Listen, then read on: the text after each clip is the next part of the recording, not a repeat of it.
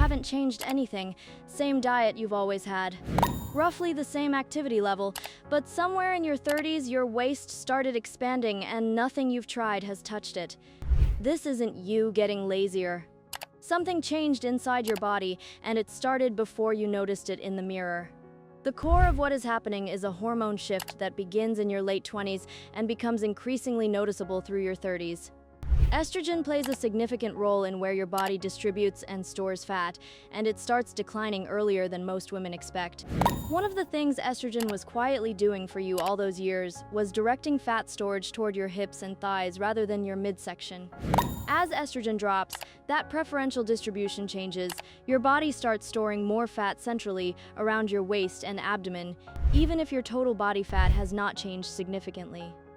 The same amount of fat is just ending up in a different place than it used to, which is why women in their 30s often feel like their body composition is shifting, even when the scale has barely moved. It is not the scale that changed, it is the address where your fat decided to live. Alongside the estrogen shift, something is happening with your muscle tissue that compounds the waist problem in a way most women never connect. From your late 20s onward, your body starts losing muscle mass at a slow but consistent rate if you're not doing something specific to prevent it.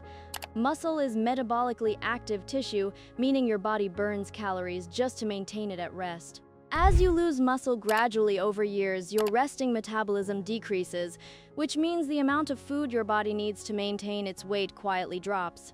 If your eating habits have stayed roughly the same while your muscle mass has declined, you're now eating slightly more than your body needs without anything in your life having obviously changed. That surplus gets stored as fat, and given the estrogen situation, it is getting stored primarily around your waist. So the waist expansion you're experiencing is not one problem. It is two problems compounding each other simultaneously, and most of the advice targeting either of them makes both of them worse. Cortisol makes everything worse and deserves an honest explanation here. Cortisol is your primary stress hormone, and it has a deeply inconvenient relationship with abdominal fat storage. Your body releases cortisol in response to stress, and elevated cortisol specifically directs fat storage toward the midsection because abdominal fat is close to your vital organs and your liver, making it rapidly accessible as fuel during a perceived threat. The problem is that your body cannot distinguish between genuine physical danger and the chronic low-grade stress of a demanding job, poor sleep, undereating, over-exercising, or just the general pressure of being a woman in your 30s managing approximately 17 things simultaneously.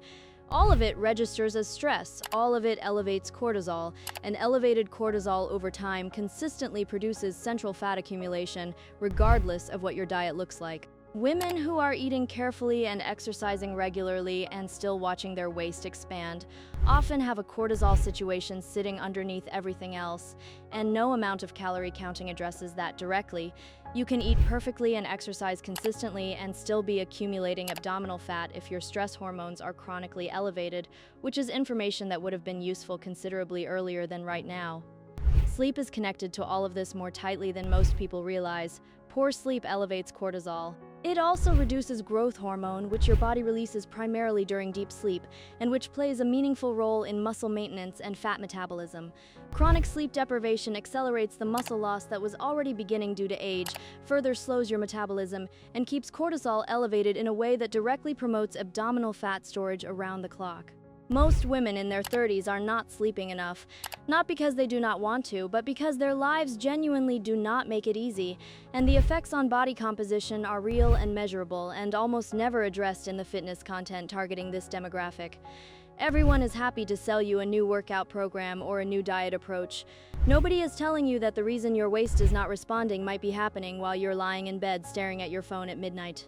The approach most women take when they notice their waist expanding is to eat less and do more cardio, which is completely understandable and almost perfectly designed to make the situation worse. Eating significantly less increases cortisol because your body interprets restriction as a stress signal. It accelerates muscle loss because your body breaks down muscle for fuel when it is consistently underfueled. It slows your metabolism further because your body is adapting downward to match the reduced intake. And heavy cardio on top of calorie restriction adds more cortisol, more muscle breakdown, and more metabolic suppression on top of everything that is already happening.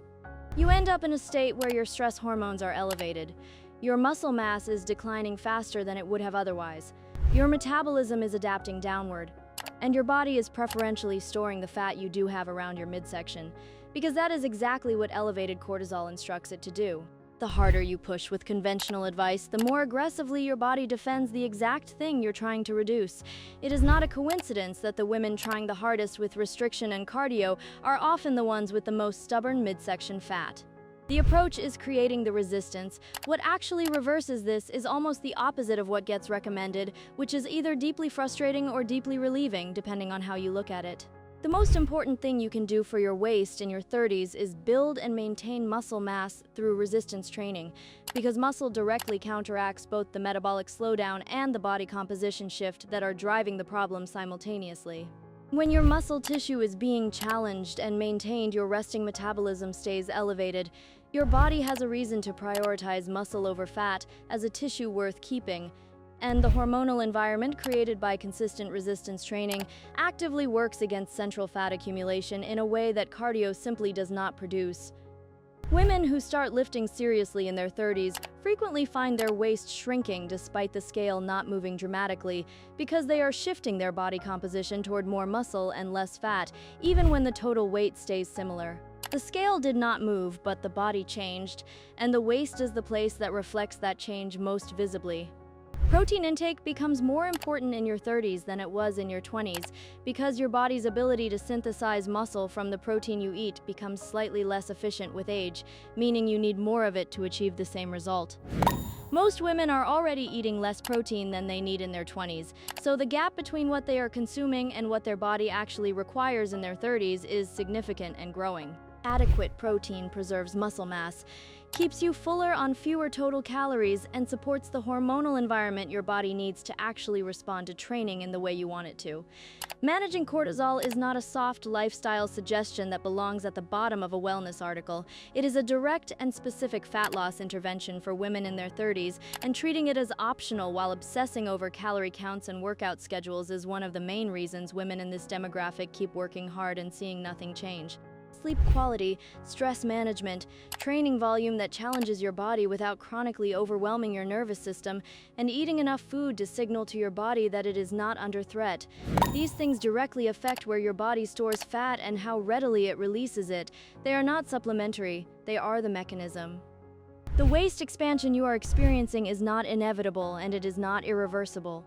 It is a predictable response to a hormonal environment that is changing, and the tools to shift that environment back in your favor are genuinely straightforward, even if they are not what anyone with something to sell you is motivated to explain clearly.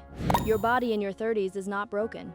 It is different, and the approach that worked or would have worked in your 20s needs to be different too. Less restriction, more resistance training, more protein, better sleep, and an honest understanding of what is actually driving the change you're seeing. That combination does not just stop the expansion, it reverses it. And if you want more of this, the actual science explained in a way that is actually useful, subscribe, because this is exactly what this channel exists to do.